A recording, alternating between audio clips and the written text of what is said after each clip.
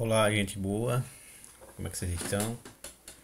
Então, hoje nós vamos abordar a nossa segunda aula sobre as teorias evolucionistas.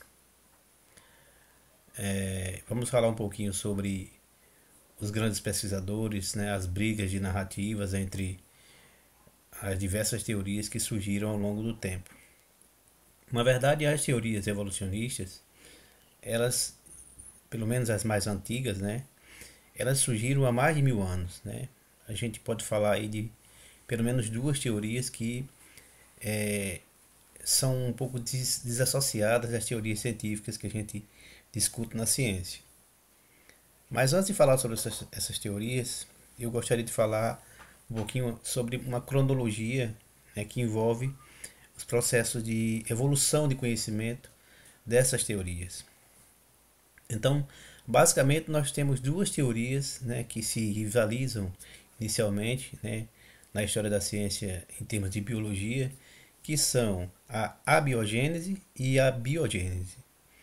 Então, a teoria da abiogênese, ela defende que a vida ela vai surgir a partir de estruturas ou de organismos não vivos, né, da matéria inanimada mesmo.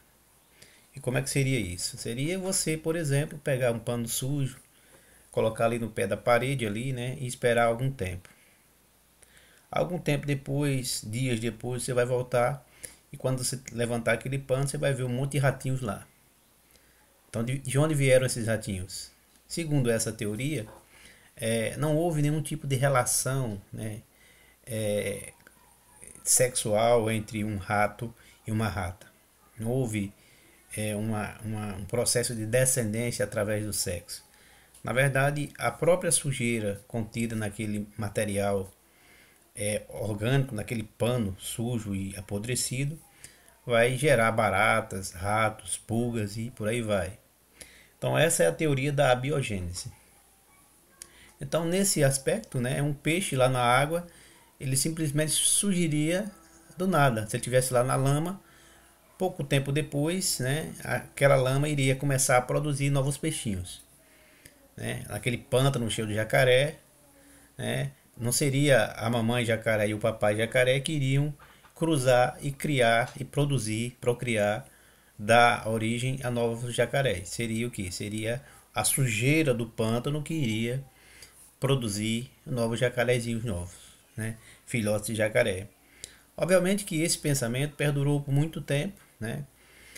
Até que, em um certo momento, um cara chamado Francesco Redi, ele resolveu desafiar os cientistas da época e dizer, não, peraí, isso é uma besteira. Não tem como as coisas surgirem do nada.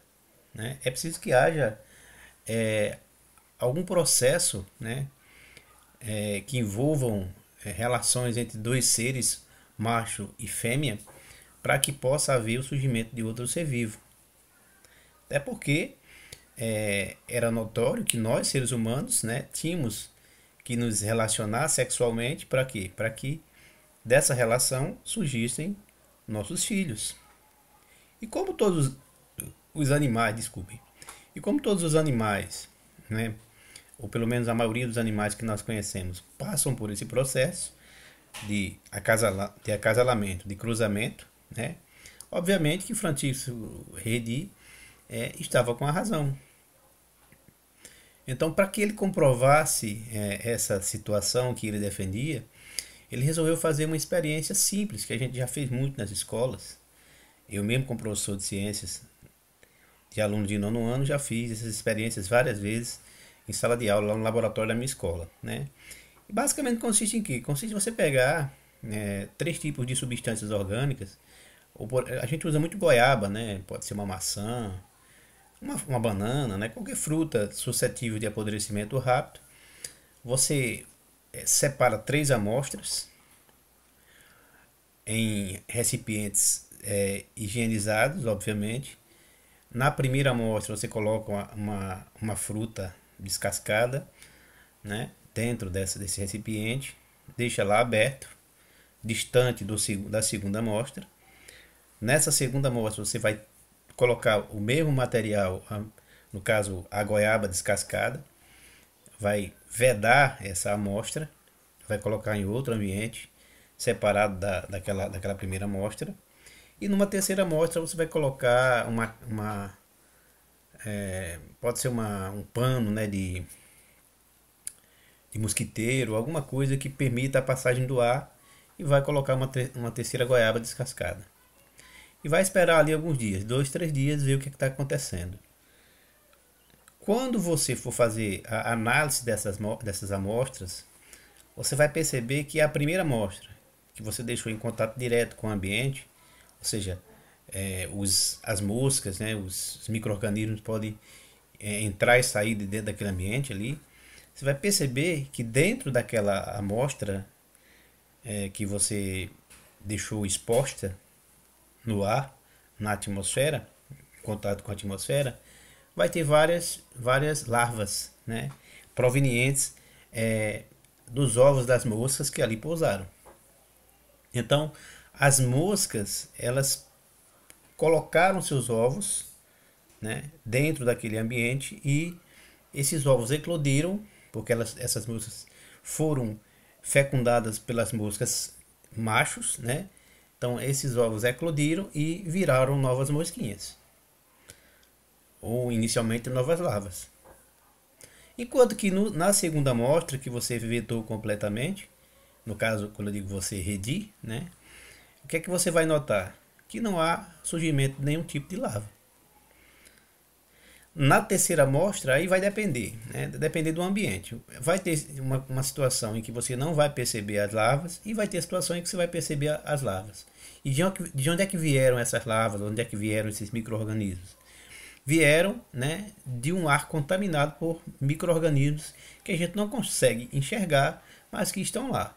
Passaram pela peneira, né, do mosquiteiro, e conseguiram lá fazer a deposição do seu material genético, né, dando origem a novos animais, a novos micro-organismos semelhantes aos que ali pousaram. Então esse processo, esse pequeno experimento realizado por Redi, comprovou que na verdade a abiogênese era uma teoria refutável e falida, né? Então foi um processo de revolução na época, mas que, como em todos os lugares do mundo, sempre vai ter aqueles resistentes que vão encontrar alternativas para explicar o inexplicável. Um cara chamado Needham, né, disse: então, peraí, vou fazer um outro experimento aqui e provar para esse cara chamado Spallanzani, que era um cientista na época que rivalizava com esse Needham. Então vou provar para Spallanzani que o precursor dele, o Redi, está errado, né? Então o que ele fez? Ele pegou um suco de carne, né, um material orgânico de fácil putrefação, colocou dentro de um vidro, aqueceu esse material e tampou com uma cortiça. Continuou aquecendo, né? E o que ele mostrou ao Spallanzani foi que, quando ele parou o aquecimento, aquele material orgânico esfriou e passaram-se alguns dias, novos micro-organismos surgiram dentro daquela amostra do caldo orgânico. Então ele falou assim: ó, tá vendo, Spallanzani? Aqui, ó, não tinha vida nenhuma. Eu fervi, matei todos os micro-organismos, mas mesmo assim, alguns dias depois, eles surgiram. Spallanzani, né, tentando refutar a experiência feita por Needham, vai fazer a mesma coisa, só que no lugar dele colocar a tampa de cortiça em cima do frasco, ele aqueceu, né, o gargalo do frasco, depois de ter aquecido aquele suco, né, nutritivo, e fechou, retorcendo o gargalo, de maneira que ele não permitiu que houvesse nenhum tipo de contato com o ar contaminado com micro-organismos. Foi o que aconteceu então. Naquele suco que o Spallanzani aqueceu, não surgiu vida nenhuma. Então ele comprovou, pelo menos momentaneamente, que o experimento de Needham tinha sido feito de maneira errada. A própria cortiça, que é uma substância, um produto orgânico, tinha permitido a passagem, a contaminação desses micro-organismos dentro daquele suco nutritivo. Aí o Needham disse, não, mas não é isso não, né? Você, ao aquecer esse material de maneira muito intensa, você acabou quebrando a força vital, porque a teoria da abiogênese defendia a força vital, ou seja, do nada a vida surgia. Então, quando você aqueceu muito esse material, você quebrou a força vital. Aí Spallanzani, que não era bobo nem nada, disse assim, ó, então eu vou quebrar e mostrar para você que essa força vital não foi quebrada. Quebrou o bico do balão de experimento dele e algum tempo depois surgiram seres vivos dentro daquele suco nutritivo. Mas o Nida não podia ficar perdendo essa discussão. Então o que ele falou? Não, peraí. Na verdade, quando você quebrou o bico do balão, permitiu que o ar entrasse dentro desse suco nutritivo, restaurasse essa força vital e dessa forma a vida retornasse a ter possibilidade de surgir. Aí conta a história que o nosso querido Spallanzani perdeu uma lágrima escorrendo pelo lado do rosto, porque ele sabia que não podia mais discutir com Nida, né? Com um cara teimoso, que para tudo encontrava uma resposta, mesmo que fosse idiota, mas uma resposta que acalentava o seu ego de perdedor. Porém, foi tempos depois que um sujeito muito inteligente, muito astucioso, chamado Pasteur, resolveu essa pendenga de uma vez por toda. O que é que ele fez? Ele fez basicamente o mesmo experimento que os dois fizeram, né?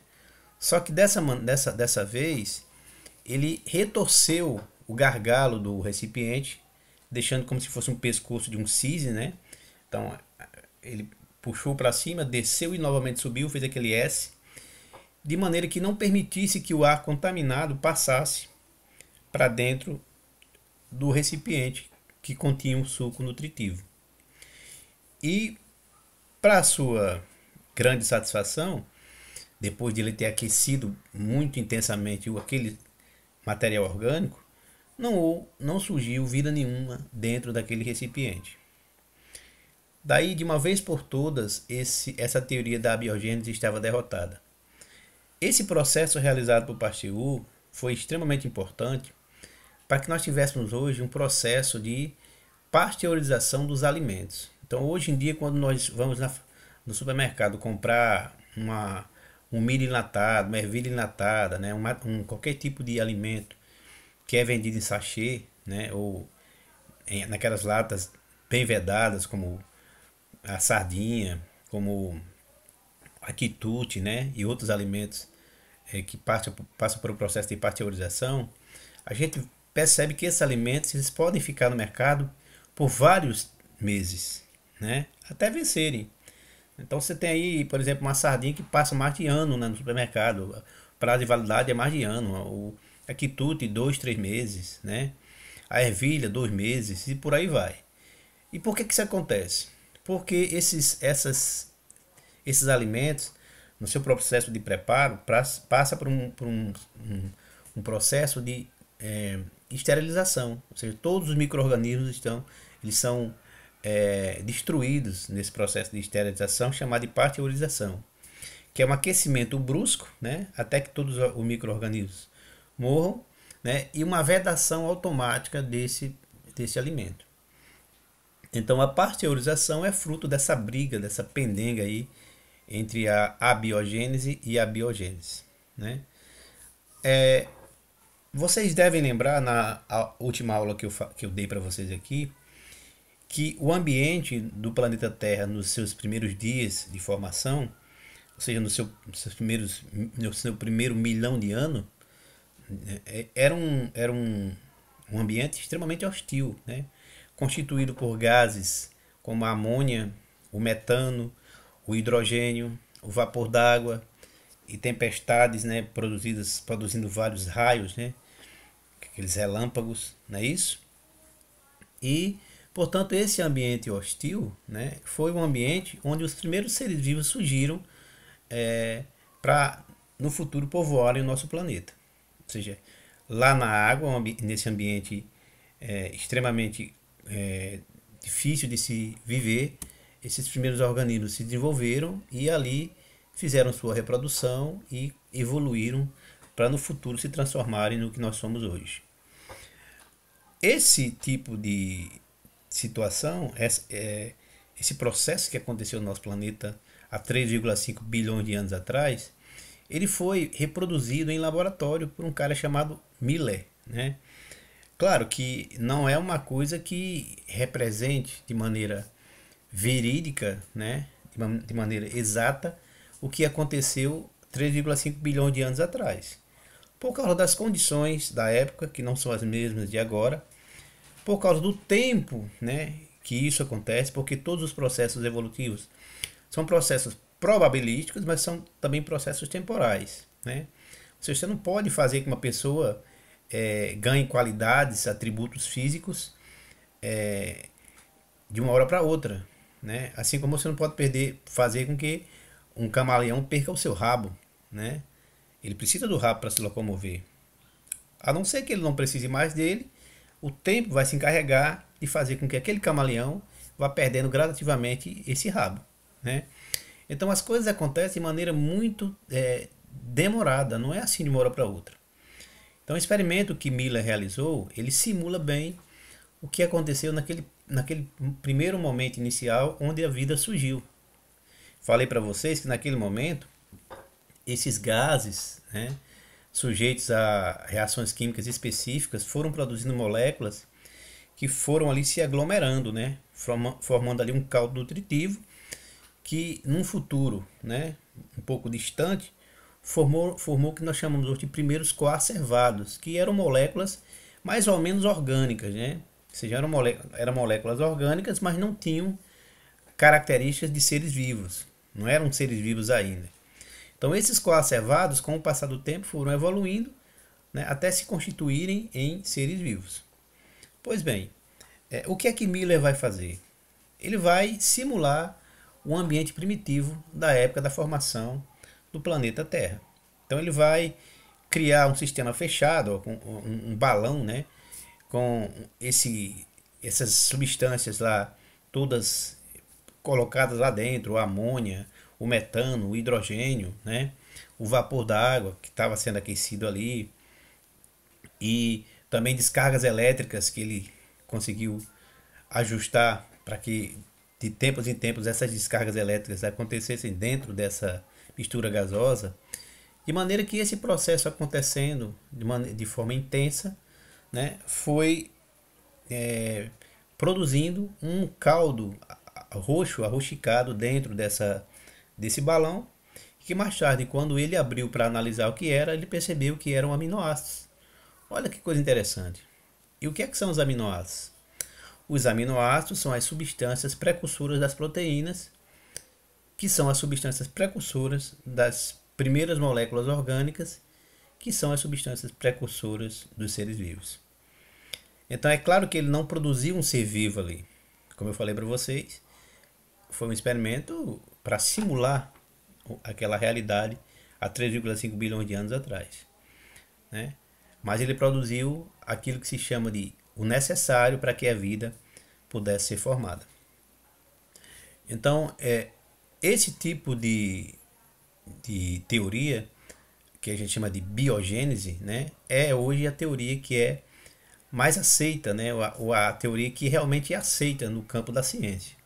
É claro que existem outras teorias, né, que não estão relacionadas propriamente à ciência, mas que são passíveis de serem discutidas, né?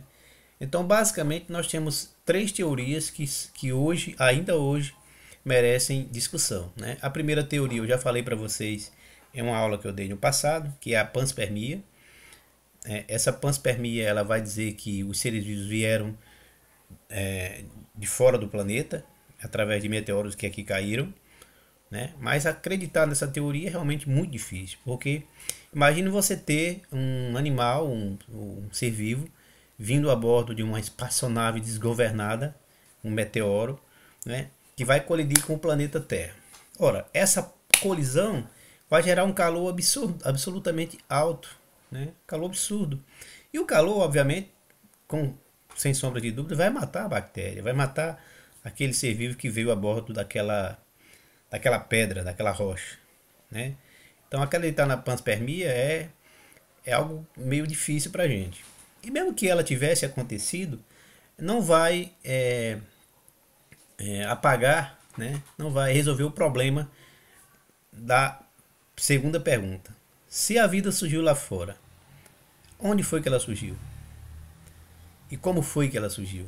Não é? Então não resolve o problema de como ela surgiu. Surgiu lá fora, mas surgiu aonde e como? Então não resolve a nossa curiosidade de onde a vida surgiu ou de como a vida surgiu, né? Entramos aí num outro problema.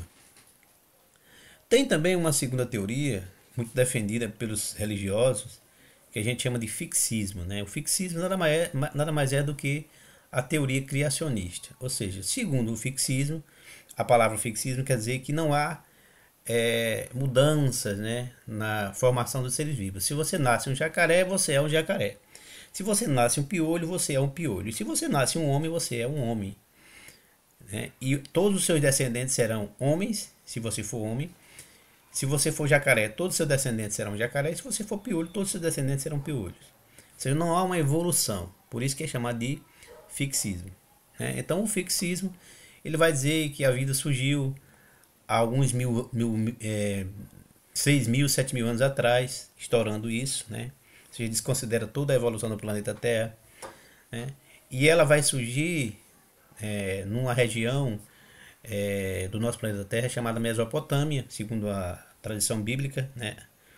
Segundo o pensamento bíblico, e aí vai dar origem a todos os outros seres vivos, né? Então vai vir Adão e Eva, depois de Adão e Eva vai vir os outros descendentes, né? Aí vai ter uma primeira destruição em massa dos humanos no mundo, que é o grande dilúvio, né? E daí vai surgir novos seres humanos e tal. Então essa teoria também não vai explicar a origem dos seres vivos. Vai dizer que o ser vivo surgiu com a varinha de Condom, quando Deus foi lá no Jardim do Éden e disse, ó, e haja o homem e haja a mulher, né? E daí as pessoas começaram a se procriarem e produzirem mais seres vivos. Assim como as cobras, os jacarés, seja lá mais que tipo de animal existir, não é? Mas essa teoria, para quem estuda a ciência, ela não é aceitável do ponto de vista racional. Então a gente fala dela mais por falar, mas na ciência é uma teoria que não é aceita com bom grado, exatamente porque não explica a origem dos seres vivos. E a terceira teoria é essa que nós estamos discutindo agora, não é? Que é o evolucionismo químico, né? A evolução química, ou seja, as moléculas inorgânicas inicialmente em condições específicas vão constituindo, se agrupando, se organizando, fazendo ligações químicas e produzindo moléculas mais complexas. E essas moléculas mais complexas vão produzir grupos de moléculas que a gente chama de coacervados, e esses coacervados evoluem vão evoluir no futuro para finalmente surgir o primeiro ser vivo. E esse primeiro ser vivo vai ser o ancestral comum, como eu falei para vocês em outras aulas, de todos os outros seres vivos que vão surgir na face da Terra. Tá certo, galera? Então essa é a segunda aula sobre as teorias que tentam explicar a origem da vida. Fiquem com Deus e até a próxima aula, se Deus quiser.